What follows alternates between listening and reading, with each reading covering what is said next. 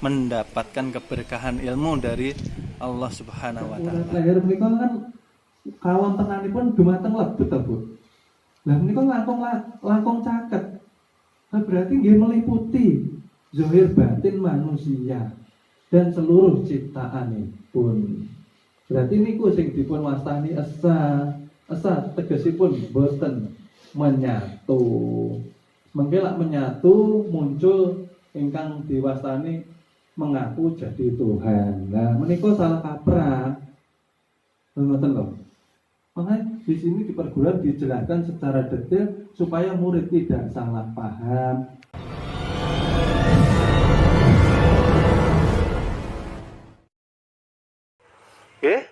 Seluruh apa yang ada di dalam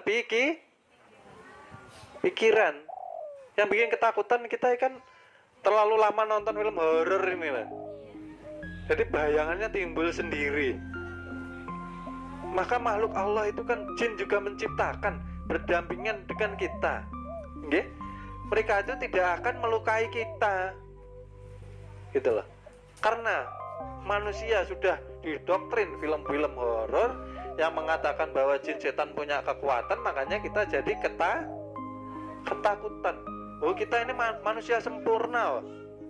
Dinyatakan Allah menjadi khalifah penerus yang ada di atas dunia ini, menanggung rahasianya Allah yang nantinya akan memancar yang namanya budu cahaya keimanan zatullah ini memancar. Ini kalau memancar berarti dia sudah menjalankan puasanya ilmu, karena diterpa gelombang ujian cobaan tidak mengubah dirinya menjadi sedih, tidak mengubah dirinya menjadi bimbang, tidak mengubah kepercayaannya untuk surut percaya kepada Allah. Loh, tenang, makanya dikatakan para kekasih Allah itu di dalam diri mereka tidak ada rasa khawatir dan ketakutan. Ya karena menjalankan puasa terus gitu loh. Paham ya? Lah, ini harus dimesrakan terus. Makanya ketika kita ada waktu luang terus dilatih sholatul daim itu, nggih. Merasakan keluar masuknya napas, hanya itu. Tidak boleh ditarik, napas ini tidak boleh ditahan atau dipaksa keluar, karena itu otoritas mutlak milik Allah. Napas itu juga makhluk. Kalau kita yang mengatur-ngatur, nanti di alam kubur kita yang disiksa. Kenapa? Karena itu yang keluar masuk ke dalam diri kita itu kan kodrat irodatnya Allah. Nggih. Kok diatur-atur? Tujuannya apa kalau mengatur-ngatur? Tidak lain akan menimbulkan kesaktian. Makanya kalau mengatur-ngatur ini dinamakan ngapain napas diolah. Nggih. Yang maha sakti itu kan hanya Allah Subhanahu wa taala.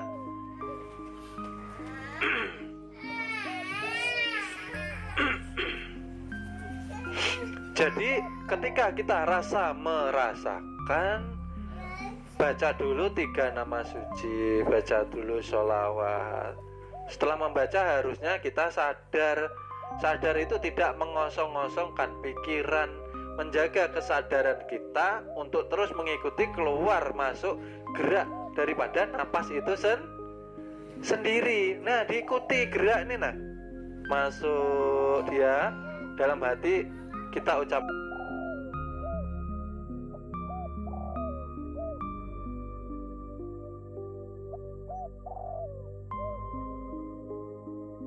masuk lagi, tapakur lagi. Oh, ini loh Allah yang menghidupkan saya. Ini loh Allah yang menjadikan mata saya melihat. Ini loh Allah yang menjadikan telinga saya mendengar.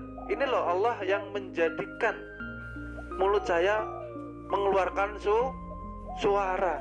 Oh, ini Allah yang bisa mendirikan saya ketika saya Jadi yang sholat ini siapa? Sampean kah? Sifatnya Allah. Nah, karena hidup makanya bisa berkuasa berdiri. Nggih. Nah, ini berdiri ini kuasanya Allah. Ya. Makanya kalau sudah takbir, Allah itu memang maha besar, meliputi kita kebesarannya. Kita ini tidak ada apa-apanya. Nggih. Yang wudu itu ruh, yang diwudukan badan jasmani. Yang sholat ruh, yang disolatkan badan betul kan? Benar? Ya benar. Karena ini tidak bisa disalahkan. Oke? Manusia tanpa ruh tidak bisa sholat, tidak bisa berwudu. Maka ruh itu tajalinya yang dikatakan Nur Muhammad, kenyataan sifat Allah yang dititipkan kepada manusia. Makanya manusia dikatakan rahasianya Allah. Sudah cukup pencariannya. Nyatanya Allah ini bisa dipinandui jar orang Banjar. Bisa dinyatakan. Kenyataannya ini loh. Ini loh. Yang sampean pakai setiap hari. Masya Allah. Sudah gak usah dicari, nyatanya sudah menyatu dengan kehidupan sampeyan sifatnya. Kalau Allahnya tetap laisa, tapi nyata bisa dikenal. Nggih, paham lah ini. Nggak usah repot.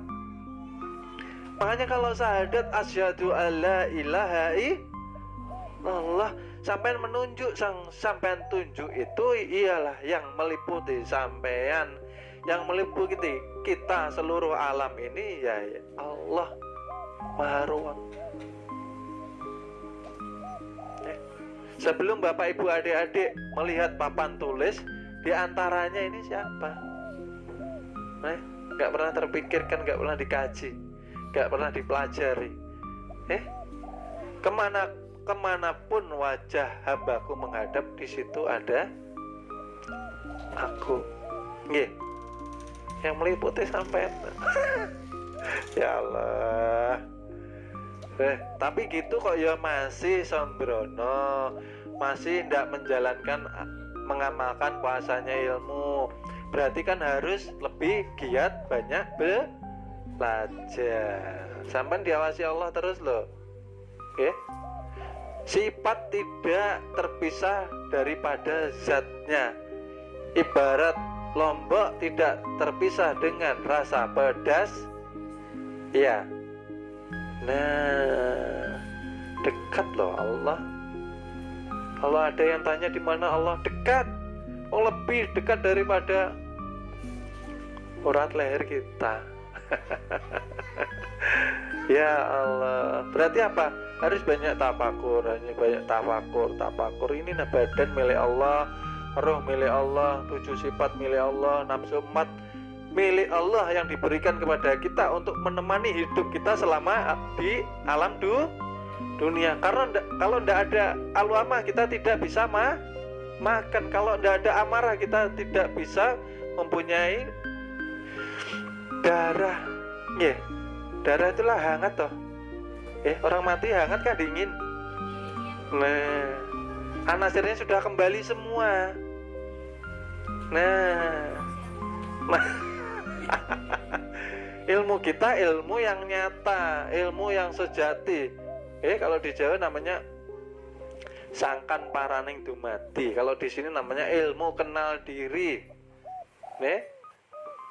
Jadi ya itu, ketika kita sudah belajar ilmu kenal diri, diharapkan kita menjadi insan kamil, menjadi hamba Allah yang baik, menjadi umat Rasulullah yang sebenar-benarnya. Makanya pergunakan waktu sebaik mungkin untuk memperbanyak ibadah, memperbanyak mengingat Allah. Kalau sampean lupa, lepas dari mengingat Allah, yang sampean ingat pasti dunia.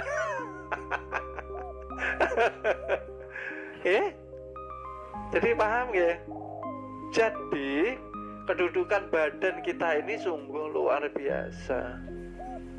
Nih amanah yang gunung pun tidak mampu, ketakutan.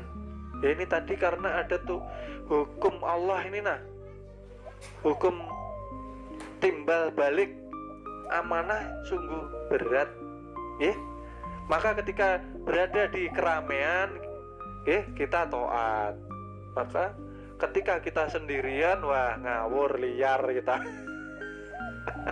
Berarti kan kita tidak merasa selalu esa dengan Allah. Sampai esa kan enggak? Kalau sampai ndak esa, sampai ndak bisa hidup. Maksudnya seperti itu loh. Paham mas? Yang sampean pakai daya hidup itulah sifatnya Allah.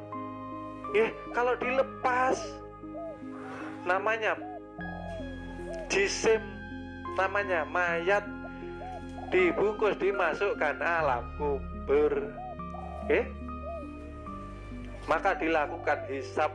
Ketika badan jasmani kita kotor, gelap, tidak bercahaya, tidak bisa kita menyempurnakannya, maka tubuh itu akan kesasar, tidak sempurna. Maka sudah dikatakan di alam kesucian ini kan, badan ini tadi, batang tubuh kan bersih suci ya. Jadi kita selama hidup ini belajar mengembalikan kesucian badan jasmani lagi yang sudah kita kotori. Makanya dikatakan kita hidup ini belajar mati. Bukan hidup mencari kekayaan, kesenangan, kepuasan. Kebahagiaan, kesenangan, kepuasan adanya nanti di negeri akhirat. Di sisi Allah lah semuanya itu akan terlaksana. Di sini tidak ada yang sempurna, gitu loh. Paham ya? Maka ayo belajar kita. Belajar mati yang baik dan benar itu seperti apa? Ya mulai sekarang Bapak Ibu dan adik-adik dimanapun berada, belajarlah menjalankan puasanya ilmu. Bagaimana sampean itu tidak bisa sedih ketika ada guncangan-guncangan, ujian cobaan. Puasa, makanya puasa. Kalau hati ini masih terluka, masih nangis, masih sedih, ya berarti terus belajar. Ini puasa ini loh. Yang dirasakan hanya Allah. Maka dengan mengingat Allah, Allah akan memberi ketenangan di hati. Itu nyata loh, janji Allah. Terus dilatih. Nggak apa-apa mau jatuh, mau tersungkur. Yang penting kita semangat untuk tetap bangun dan hijrah terus. Karena kita tidak akan dinilai baik ketika kita hari esok tidak mempunyai keinginan untuk terus berubah menjadi yang lebih baik lagi. Gampang diberi waktu loh. Yang di alam kubur aja ngemis-ngemis minta dihidupkan lagi untuk ibadah, untuk menyempurnakan ibadahnya zahir batin. Ya kita yang hidup di dunia ini ya santai saja ya, seakan-akan hidup selamanya itu loh. Pada kematian itu mengikuti kita sampai batas waktu yang sudah Allah tentukan. Begitu kok. Ya Allah, ya namanya juga masih belajar ya.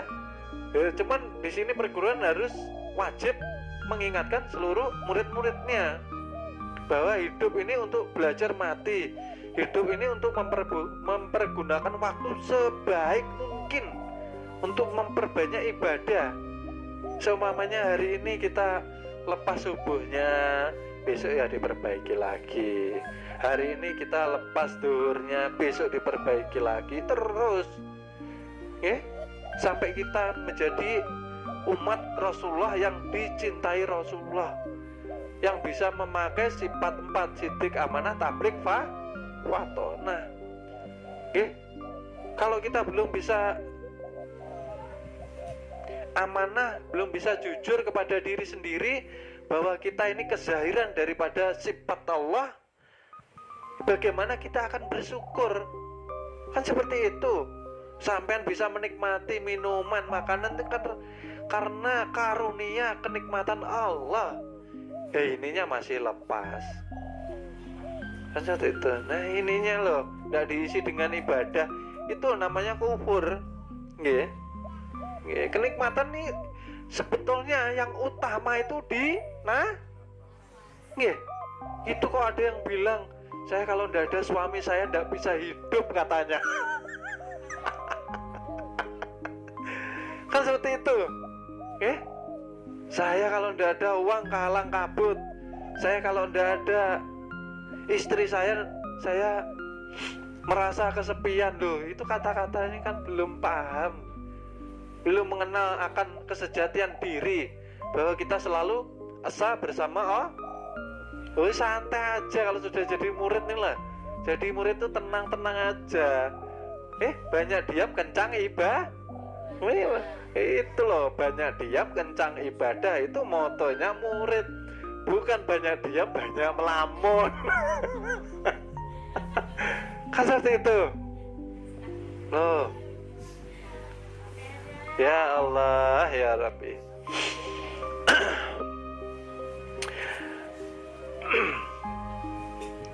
Mungkin kajian malam ini kami cukupi untuk kali ini, karena waktu malam tidak bisa lama-lama ya. Ada anak-anak, ketika nanti ada pertanyaan yang belum paham mengenai pelajaran, bisa dipertanyakan ya. Saya cukupi sekian. Apabila ada kata-kata ucap saya dalam menyampaikan amanah ilmu kepada Bapak Ibu dan adik-adik, saya mohon maaf, mohon ridhonya, mohon halalnya dunia akhirat ya. Terima kasih, semoga Allah ampuni dosa-dosa kita, semoga Allah memberikan kekuatan istiqomah ibadah kepada kita, semoga Allah memberikan husnul khotimah kepada kita, semoga Allah meridhoi dan memakrifatkan kita. Amin amin amin. Alhamdulillahirabbil alamin. Kami cukupkan sekian. Terima kasih. Wassalamualaikum warahmatullahi wabarakatuh.